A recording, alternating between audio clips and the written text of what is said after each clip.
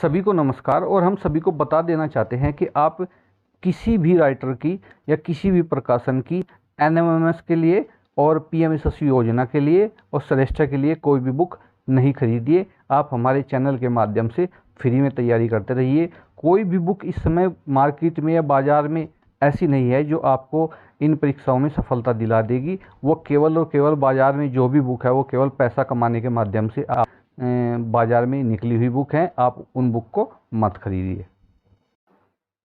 जैसा कि आप सभी को पता है कि इस चैनल के माध्यम से हम आप सभी को राष्ट्रीय आय एवं योग्यता आधारित छात्रवृत्ति परीक्षा, पीएमएसएसबी योजना और श्रेष्ठ परीक्षा से संबंधित क्वेश्चन जो है आपको प्रोवाइड करा रहे हैं एनसीईआरटी बुक के माध्यम से।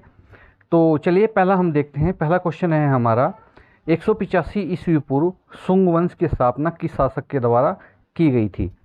वसुमित्र, पुष्यमित्र, भवभूति, देवभूति। तो देखिए शुंग वंश की जो स्थापना की गई थी यह की गई थी पुष्यमित्र शुंग के द्वारा।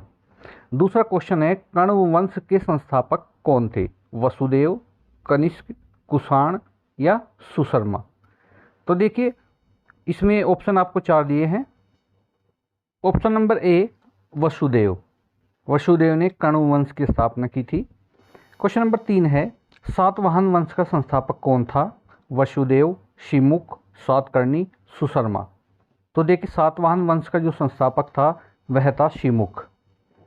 क्वेश्चन नंबर 4, सीसा धातु से बने सिक्कों का प्रचलन किस वंश के शासकों ने सर्वप्रथम किया था? कण्व वंश, कुषाण वंश, गुप्त वंश, सातवाहन वंश। तो देखिए शीशे से बनी जो धातु थी उनका जो सर्वप्रथम प्रचलन था वो सातवाहन शासकों ने किया था।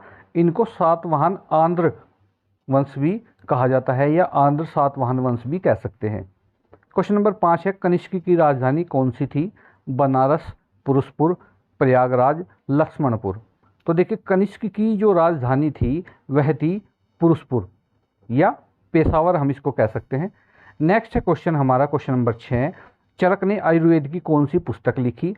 इंडिका, चरक संहिता, अर्थशास्त्र, अष्टाध्यायी।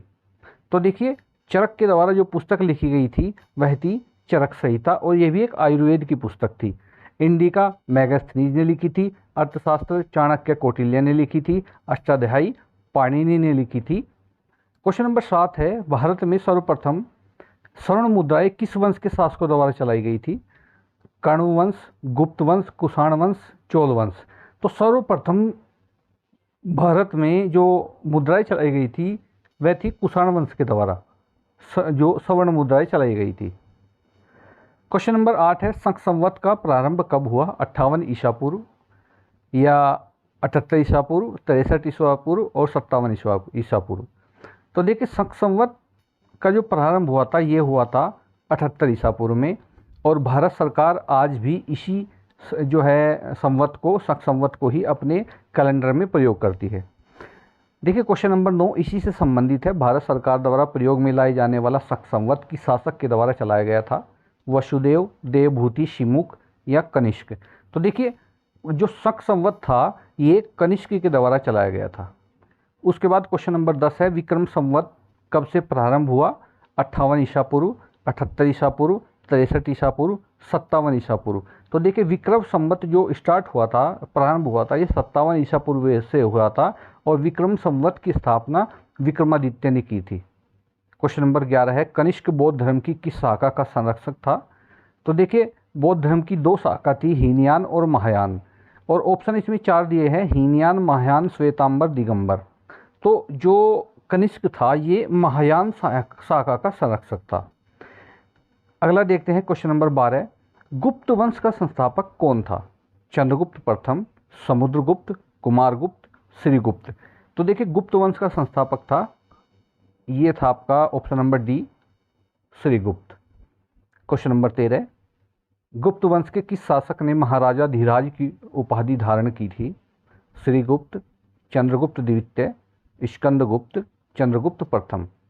तो देखिए गुप्त जो शासक था, गुप्त वंश का जो शासक था चंद्रगुप्त द्वितीय, इन्होंने महाराजा धीराज की उपाधि धारण की थी। क्वेश्चन नंबर 14, गुप्त काल का खगोल वैज्ञानिक और गणितज्ञ कौन था? बाणभट्ट, वराहमिहिर, आर्यभट्ट, कुमारगुप्त। देखिए इस क्वेश्चन में कुछ कन्फ्यूजन है, क्योंकि जो खगोल शास्त्री था वो वराहमिहिर था और जो गणितज्ञ था वो आर्यभट्ट था। तो इस क्वेश्चन को नेगलेक्ट करते हैं, क्योंकि ये क्वेश्चन शायद ठीक प्रकार से लिख नहीं पाए हम। उसके बाद क्वेश्चन नंबर 15 है, भारत के नेपोलियन के नाम से किस शासक को जाना जाता है? समुद्रगुप्त, चंद्रगुप्त, स्कंदगुप्त, कुमारगुप्त। तो भारत का नेपोलियन जो कहा जाता है वह कहा जाता है समुद्रगुप्त को, और समुद्रगुप्त को ही जो है कविराज भी कहा जाता है, क्योंकि समुद्रगुप्त को सिक्कों पर वीणा बजाते हुए दिखाया गया था। क्वेश्चन नंबर 16, अजंता की चित्रकारी किस धर्म से संबंधित है? जैन धर्म, बौद्ध धर्म, वैष्णव धर्म, शैव धर्म। अजंता की चित्रकारी बौद्ध धर्म से संबंधित है। अजंता और अलोरा की गुफाएं है औरंगाबाद महाराष्ट्र में। क्वेश्चन नंबर 17 है, भारतीय संस्कृति का स्वर्ण काल किस काल को कहा जाता है? मौर्य काल, चोल काल, गुप्त काल, मुस्लिम काल। तो भारतीय संस्कृति का सबसे अच्छा जो काल था, जो स्वर्ण काल था, वह कहलाता है गुप्त काल। नेक्स्ट क्वेश्चन 18, किस गुप्तकालीन शासक को कविराज की उपाधि दी गई? देखिए मैंने अभी अभी आपको बताया था, चंद्रगुप्त, भानुगुप्त, समुद्रगुप्त, स्कंदगुप्त, 4 आपके पास ऑप्शन हैं। और अभी अभी मैंने आपको बताया था कि समुद्रगुप्त को, इसको भारत का नेपोलियन भी कहा जाता है, और कविराज की उपाधि भी समुद्रगुप्त को दी गई थी। 19 नंबर है, सुदर्शन झील का जीर्णोद्धार किस गुप्त शासक ने कराया था? चंद्रगुप्त, कुमारगुप्त, समुद्रगुप्त, स्कंदगुप्त।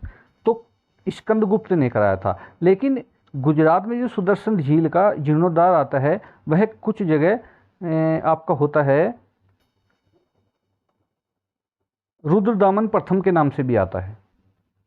क्वेश्चन नंबर 20 है, धन्वंतरी कौन थे?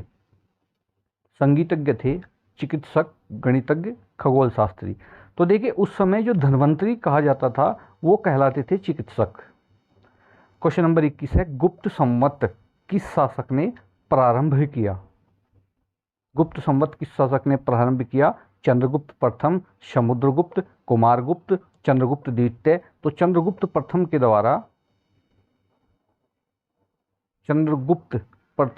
द्वारा जो है गुप्त जो है संवत प्रारंभ किया गया। क्वेश्चन नंबर 22 है, गुप्तकालीन स्वर्ण मुद्राओं को कहते थे? पर्ण, निष्क, दिनार, रुपया। तो गुप्तकालीन जो स्वर्ण मुद्राएं थी उनको वे कही जाती थी दिनार। क्वेश्चन नंबर 23 की बात करते हैं, कुमार संभव और रघुवंशम के रचनाकार कौन थे? आर्यभट्ट, कालिदास, मेगस्थनीज, बाणभट्ट। तो देखिए कुमार संभव और रघुवंशम जो थी वो कालिदास की लिखी हुई रचनाएं हैं। नेक्स्ट क्वेश्चन 24वां, मेहरौली स्तंभ कहाँ है स्थित है? दिल्ली, प्रयागराज, सारनाथ, इनमें से कोई नहीं। तो देखिए मेहरौली का जो स्तंभ है यह कहाँ पर स्थित है? ये दिल्ली में स्थित है।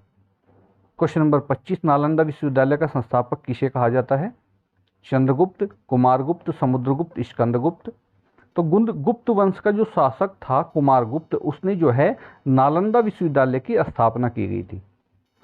उसके बाद क्वेश्चन नंबर 26 हम देखते हैं, पंचतंत्र के लेखक कौन हैं? विष्णु शर्मा, विशाख दत्त, शूद्रक, कालिदास। तो देखिए पंचतंत्र के जो लेखक हैं उनका नाम है विष्णु शर्मा। बहुत ही खास क्वेश्चन है। नेक्स्ट क्वेश्चन 27, हर्षवर्धन की प्रारंभिक राजधानी क्या थी? थानेश्वर, कन्नौज, प्रयागराज, सारनाथ।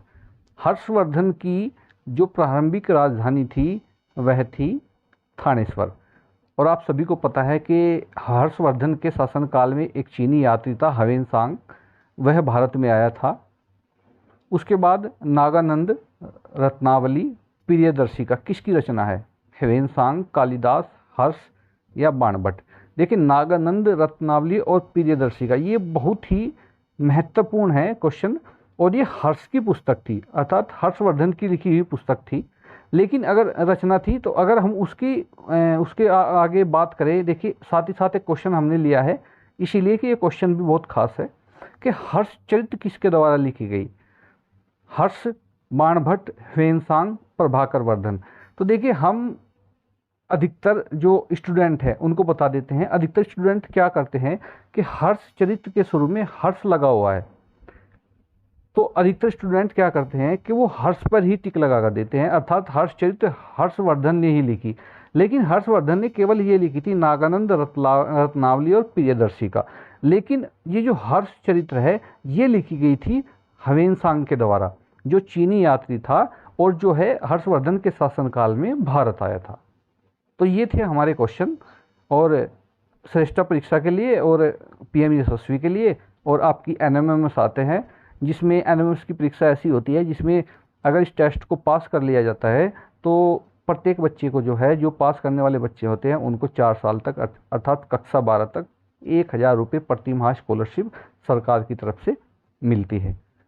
रही बात श्रेष्ठा की, तो देखिए श्रेष्ठा के लिए मैं आपको बता दूं, श्रेष्ठा की तैयारी आप इतनी मत कीजिए, खास मत कीजिए, क्योंकि श्रेष्ठा में आजकल क्या होने लगा है कि प्राइवेट स्कूल में यदि बच्चा एडमिशन के लिए जाता है, जबकि वहाँ पर सब कुछ सरकार की तरफ से फ्री है, जो श्रेष्ठा का टेस्ट पास कर लेता है, लेकिन यदि श्रेष्ठा का टेस्ट पास करने के बाद बच्चा वहाँ पर जाता है तो बच्चे के साथ गलत होता है, अर्थात बच्चे से फीस मांगी जाती है, पैसा मांगा जाता है।